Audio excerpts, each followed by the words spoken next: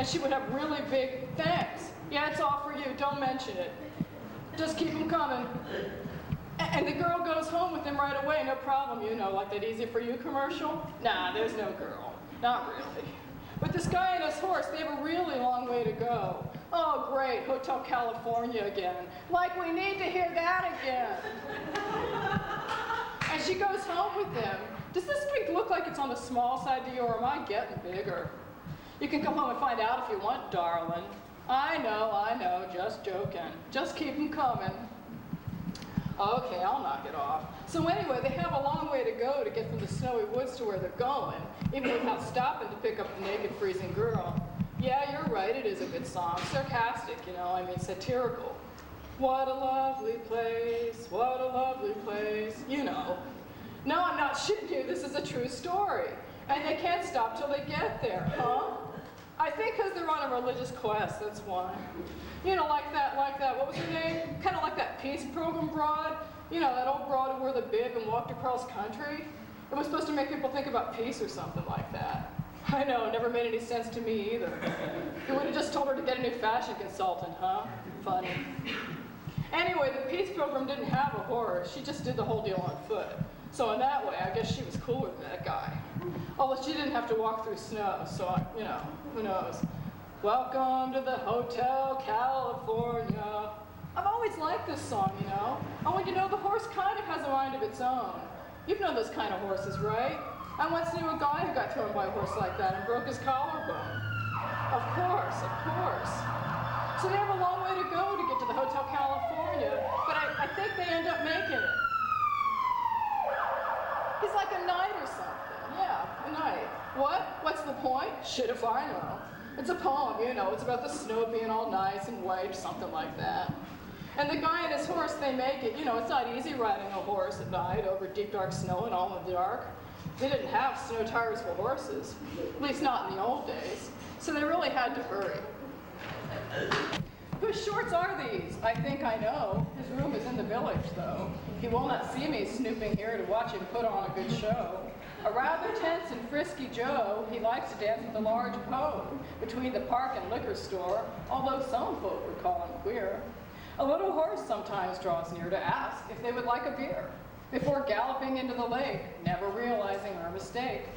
The ice is lovely, dark, and deep, but she had promises to keep. But now she is a frozen horse, which makes me sad, so now I'll sleep. On the subject of cloning last month, and so this is my little cloning poem. You know, it kind of barely raises the theme, but you know, that goes. Antique. I bought a little John Lennon doll. Over and over it piped, "She loves you, yeah, yeah, yeah." And imagine all the people.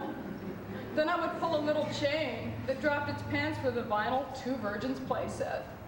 The doll was modeled after a Lennon clone circa 1989. Kind of just the immediate future, y'all, or the distant one for that. Matter two, also so let's watch Blade Runner 24/7 on the VCR.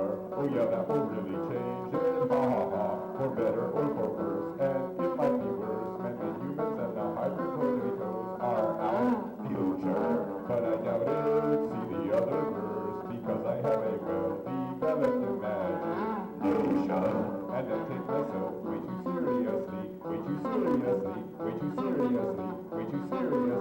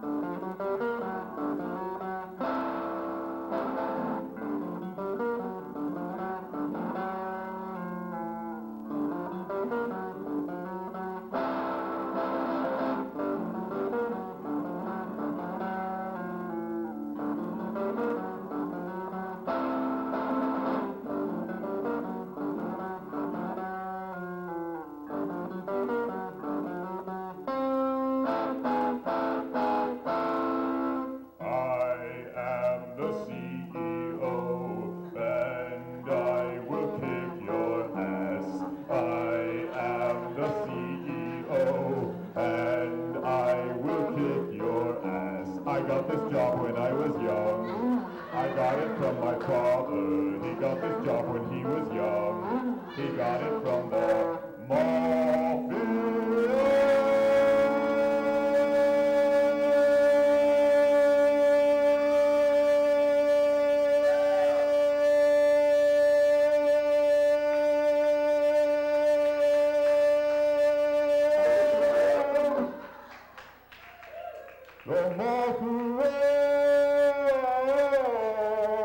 I am the CEO and I will kick your ass. I am the CEO and I'm gonna whip your ass. I am the CEO and I will kick your ass. I am the CEO and I will kick your ass. My father was a senseless man and he was fat and sloppy. He drove in a Mercedes Benz and hookers were his hobby. I am the CEO and I will kick your ass. I am the CEO and I will kick your ass.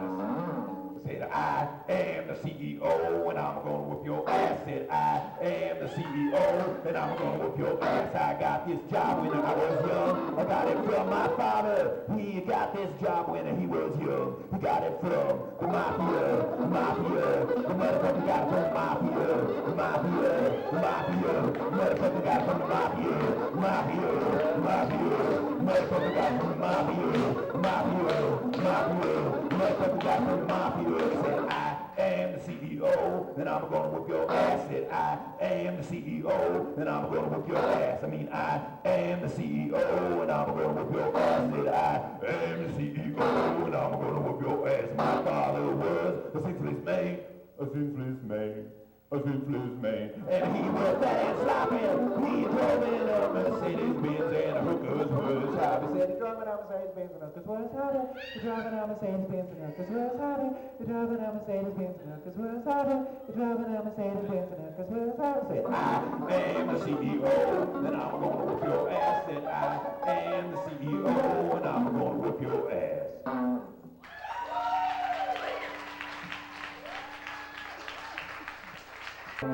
And Christians, you better shut up and listen.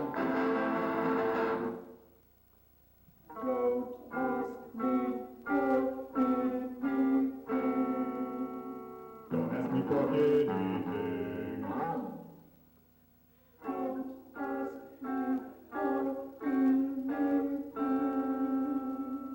Don't ask me for anything.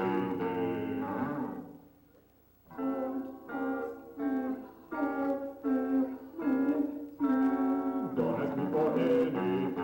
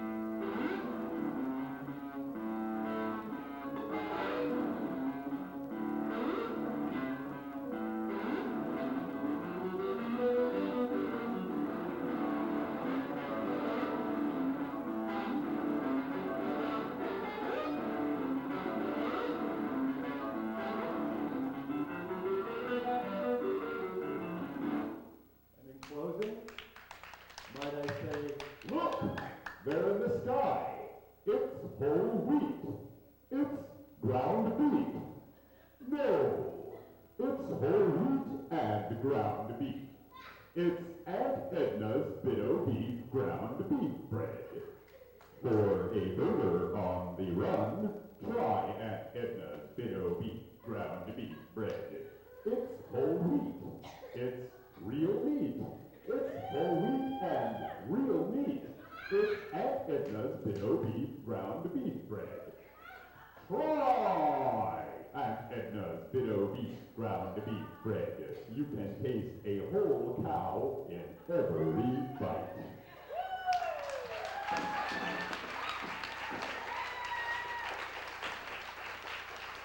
Some of my friends, those around my age, still are in love. Some with real people. Some are still looking. Some straddle their abdominal stretchers. Others spend themselves into their portfolios.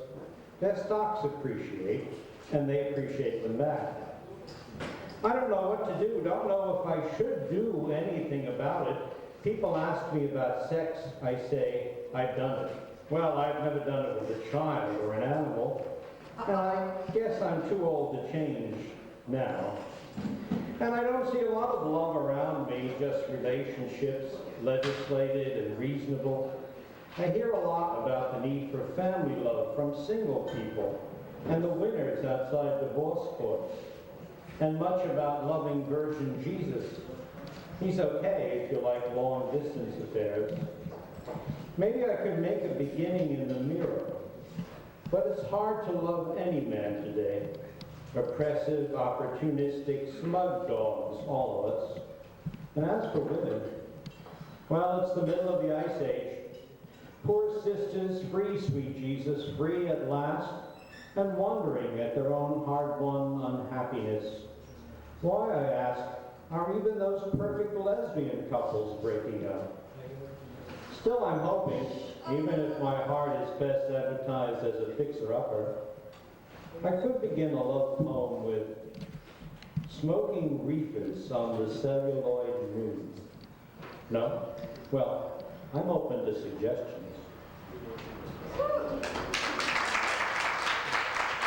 Man or a botanist in a lab, maybe them. Each picked out a little brown husk. She soaked hers all night in a saucer. He dried his on the open windowsill. Next Sunday after church, Tony dug 2 holes a foot apart where the soil was soft and warm. Palmer sprinkled in some compost and poured a mop pail of water. They dropped in the seeds, one wet, one dry, and tamped down the filling soil with their souls. Nothing will grow, Tony said. You'll see, she answered, and smirked when the first crisp leaves arched over the early summer ground. By Labor Day, they stood a foot apart, a pair of lithe apple shoots, each 2 feet of pencil trunk and a lattice of dark green leaves.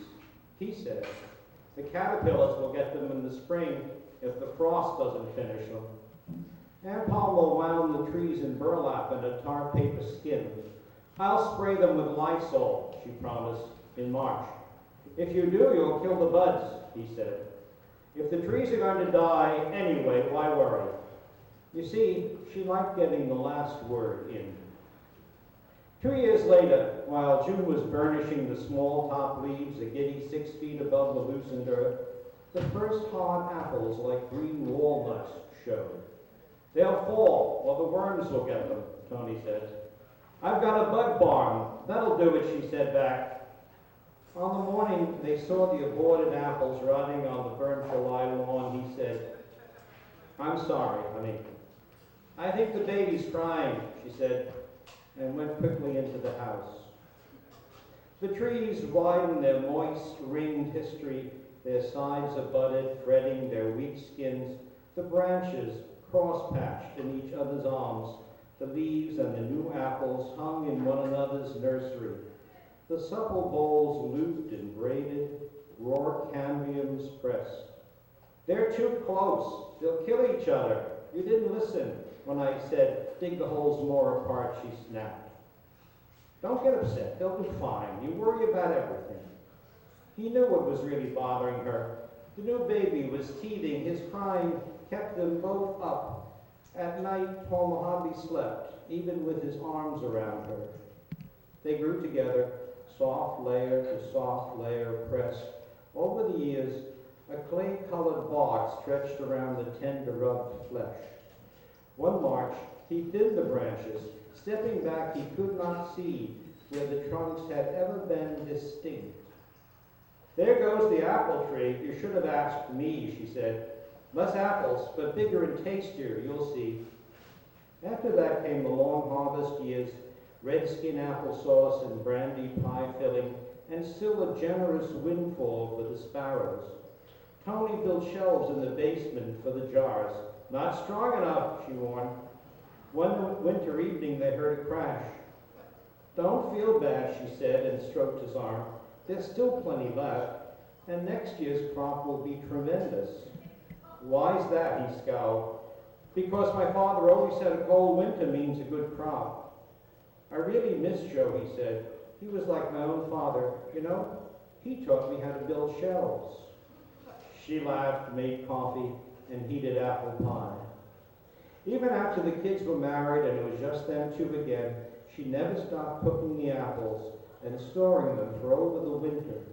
She mastered strudel. He helped her spread the delicate sheets of phyllo dough. "You're pulling them too hard," she said. "Well, if you hadn't pulped the apples so much, they wouldn't leak through the crust." He liked to scrape the burnt sugar from the long pans and eat it from the edge of the knife. "Too much sugar, not enough raisins. It was better last year." He stopped suddenly and hurried from the kitchen. She heard the toilet flush. He never seemed to get his bladder really empty. "What do doctors know?" Uncle Tony said. Palmer cut him another piece of apple rhubarb pie, his favorite, with the streusel crust.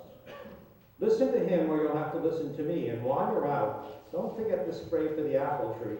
And get new netting. The old one is rotten, and this year the birds are vicious." After the surgery, he had to wear a rubber bag under his trousers. It took him a long time to adjust. For a while, he didn't want to lie next to her in bed. "I feel dirty," he said. She pretended to sleep when she heard him sobbing at night. Afterward, Aunt Palmer didn't care about the apples anymore. There were still shelves of them, each jar with its own date like a little headstone.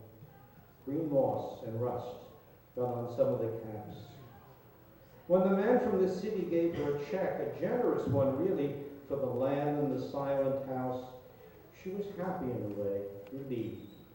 The old tree didn't bear much anyhow. There was ringworm in the bark. The brittle branches cracked in the wind. The last night, she walked around the bare rooms. She looked at her old face in a dirty window pane. "There's nothing left," she moaned to the empty air. A voice spoke from the shadow. "Please, honey, don't cry." There were still some years to pass. She waited and then left. You know arguments. "I don't find it hard to see them yet." The tree trunks married in a falling veil of leaves, and the clock ticking at their roots. Time always likes to get the last word in. The hands say, so much has been wasted. The people, house, the apples, the quarrels, and the braided tree. "Not at all," the woman whispers, and the man says, "I agree."